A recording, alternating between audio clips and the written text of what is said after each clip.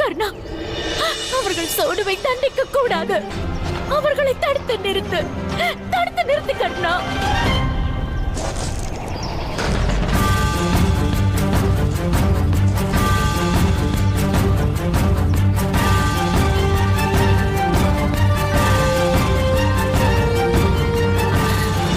சுவாமி, தடுத்து நிறுத்துங்கள்.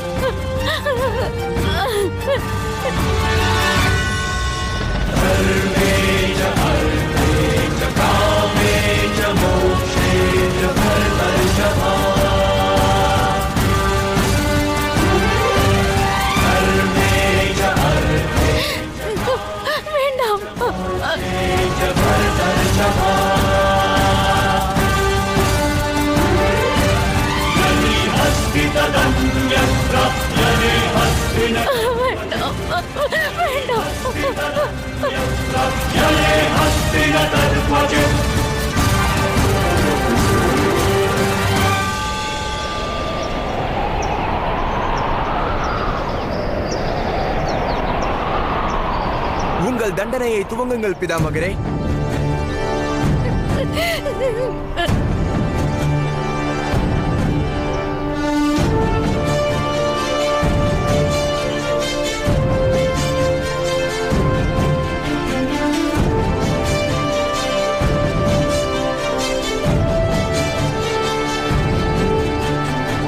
பிதாமகரே, தாங்கள் சவுக்கை கொண்டு மெதுவாக அடித்தால் மன்னரின் கட்டளையை மீறியதாக அர்த்தமாகும்.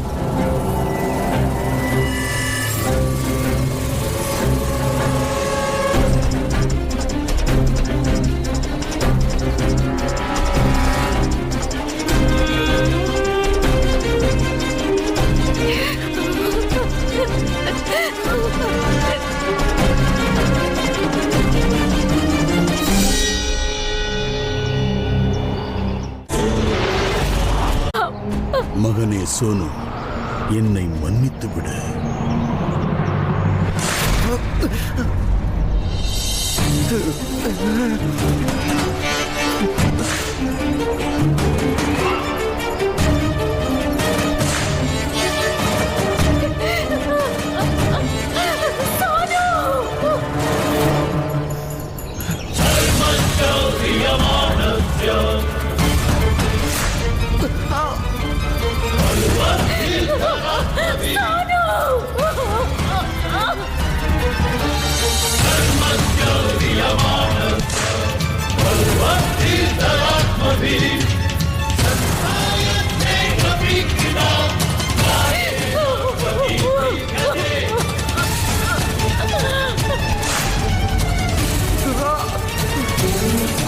வலியை பொறுத்துக் கொள்ளாதே. சத்தமிடுவதால் உன் வலி குறையும் மகனே.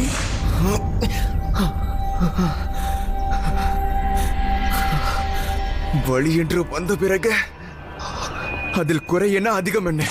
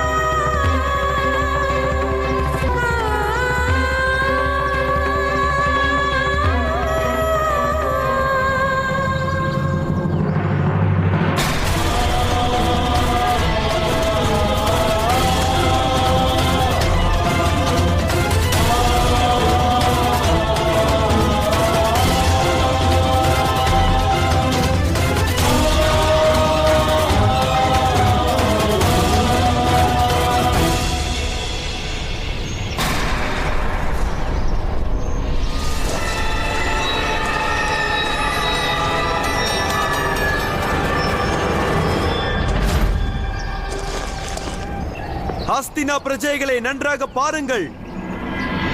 ஒரு சூத்திர புத்திர நம் ராஜ்யத்தின் இளவரசரை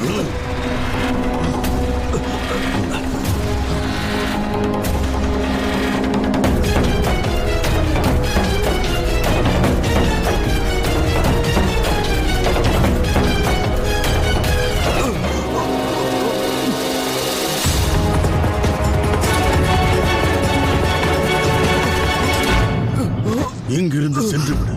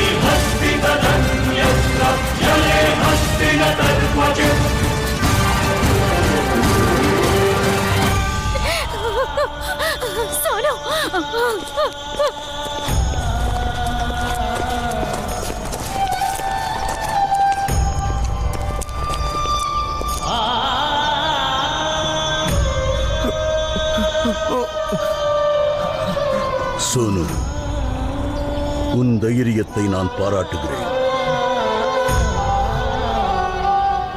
10 சவுக்கடியை வாங்கிய பிறகும் அமைதியாக இருக்க ஒரு சாமானியனால் முடியாது.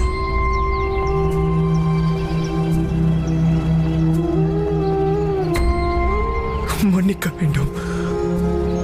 தண்டனை அளிப்பவர்களை மகிழ்விக்க என் மனம் ஒப்புக்கொள்ளவில்லை. அதற்கென்னை மன்னியுங்கள். நீ செய்தது உச்சிதமான பணி. வலியின் சத்தத்தில் தான் அநியாயம் ஓங்குகிறது. என்னை மன்னித்து விடு சோனு.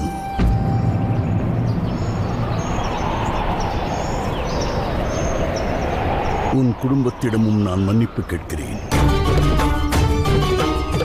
உனக்கு வாக்களிக்கிறேன்.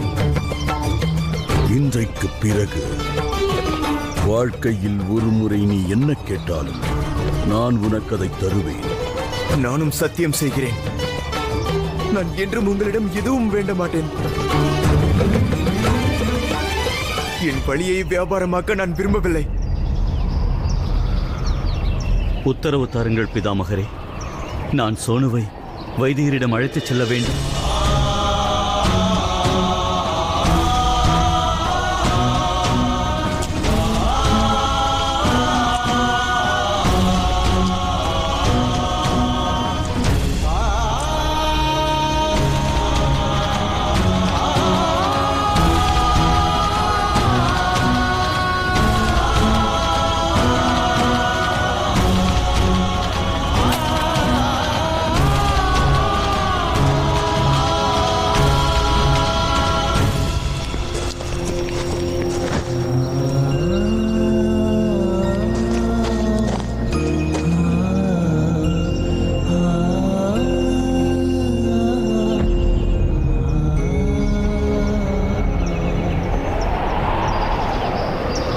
செல்வம் கர்ணா.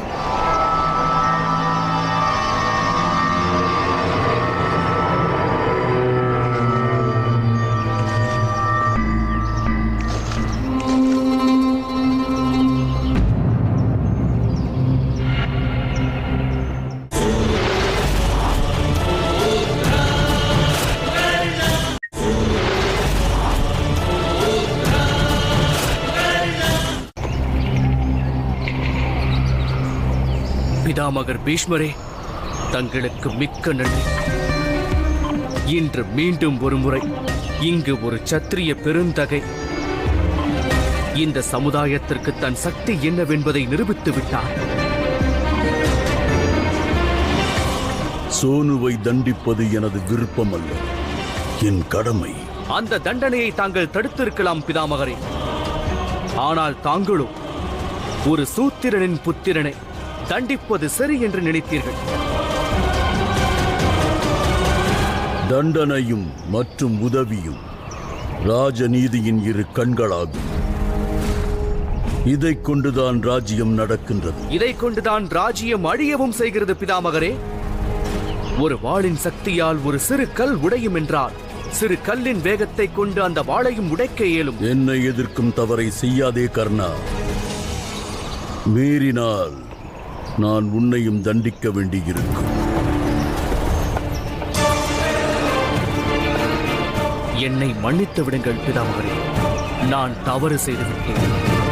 இன்று தண்டனையை ஏற்கும் நிலையில் நான் இல்லை. வரப்போகும் வசந்த பஞ்சமி அன்று இதைவிட மிகவும் கொடுமையான தண்டனை எனக்கு கிடைக்கும் என்பதை நான் அறிவேன். நீங்கள் மறந்து விட்டீர்களா? வசந்த பஞ்சமி என்று தாங்கள் எனது ரதத்தில் அமருவேன் என்று வாக்களித்துள்ளீர்கள். இன்றைக்கு பிறகு ஒவ்வொரு நொடியும் அந்த நாளிற்காக நான் காத்துக் கொண்டிருப்பேன். அன்று எனக்கு கிடைக்கப் போகும் தண்டனைக்காக காத்துக் கொண்டிருப்பேன். அன்றைய தினம் ஒன்று எனது மரணமானது நிகழும், அல்லது ஓர் வீரன் உதயமாவான்.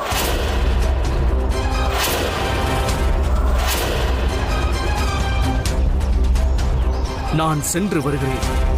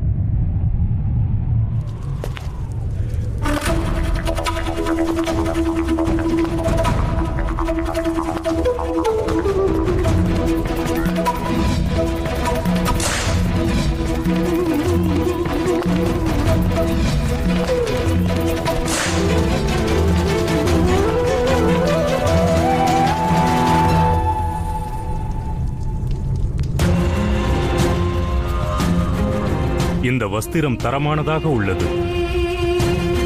இதை உடனடியாக ஆடையாக்குங்கள். பெரியப்பா,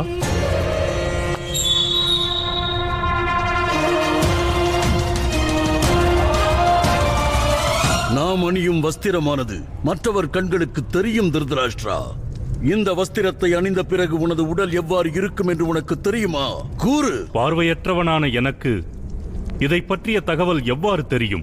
வஸ்திரமும் செயலும் ஒரு மனிதனின் சரித்திரத்தையே தீர்மானிக்கும். சரியான வஸ்திரமும் சரியான செயலும் இல்லை என்றால் மன்னனின் மதிப்பு பிரஜையின் முன் குறையும். அதை பற்றி நீ அறிய மாட்டாய்.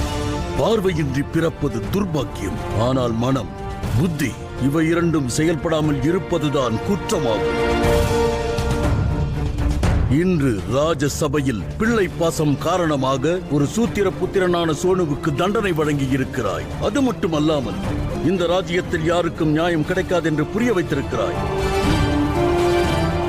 அதோடு உனது மைந்தர்களுக்கு நம்பிக்கை அளித்திருக்கிறாய். இனி அவர்கள் செய்யும் தவறுகள் எதுவும் தவறில்லை என்று உணர்த்தி விட்டாய். இன்று தண்டிக்கவில்லை என்றால் இளவரசர்களை அனைவருமே இவ்வாறுதான் ஏளனப்படுத்துவார்கள் பெரியப்பா. தவறு செய்பவனை தண்டிப்பதால் நியாயம் கிடைக்கின்றது.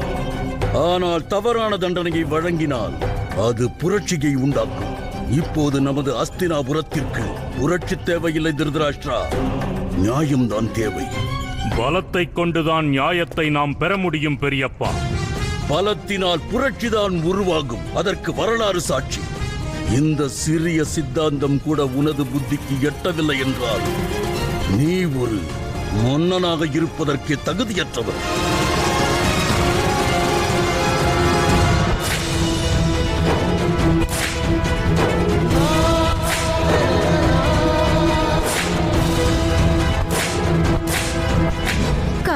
கவசம் அவனை மட்டும்தான் காப்பாற்றும்.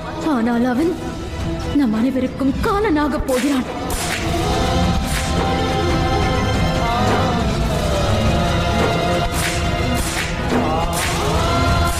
ஒரு சூத்திரன் தனுசை கைகளில் ஏந்தினால் அவன் கைகள் நிச்சயம் துண்டிக்கப்படும்.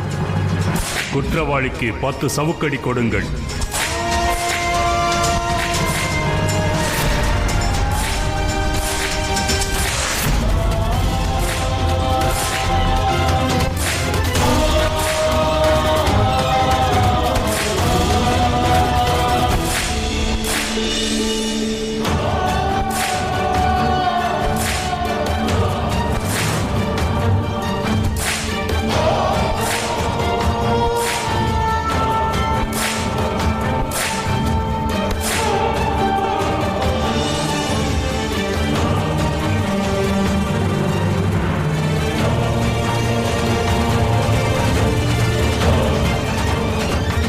கர்ணா, என்ன செய்து கொண்டிருக்கிறாய்?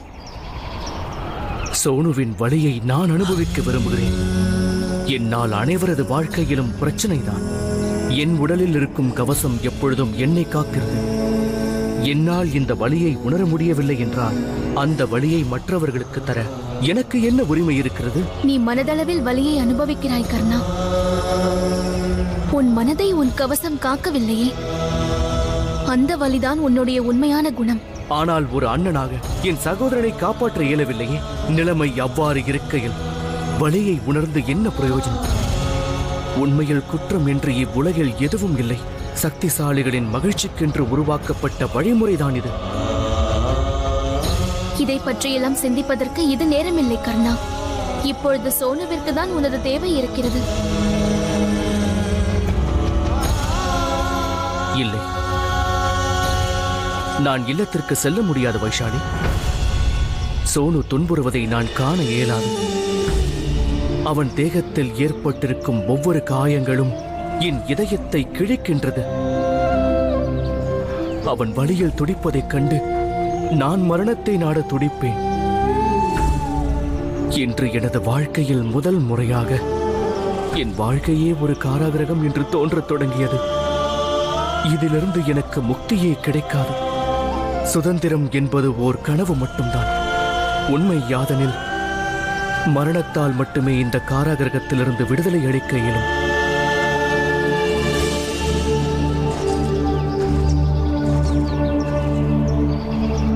உன் நம்பிக்கையை இவ்வாறு இழக்காதே கர்ணா. உன்னிடம் ஒரு மாபெரும் சக்தி உள்ளது. அது நம் சமுதாயத்திற்கு மிகப்பெரிய அளவில் மாற்றத்தை தரக்கூடியது.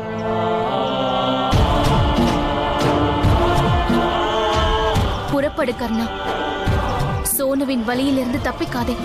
அதை நன்றாக பார். அந்த வலியை நீ உன்னுள் ஏற்றுக்கொள். உனது சக்தியினால் மட்டும்தான் அவனது வலியை அஸ்தினாபுரத்தின் சிம்மாசனம் வரை கொண்டு செல்ல இயலும்.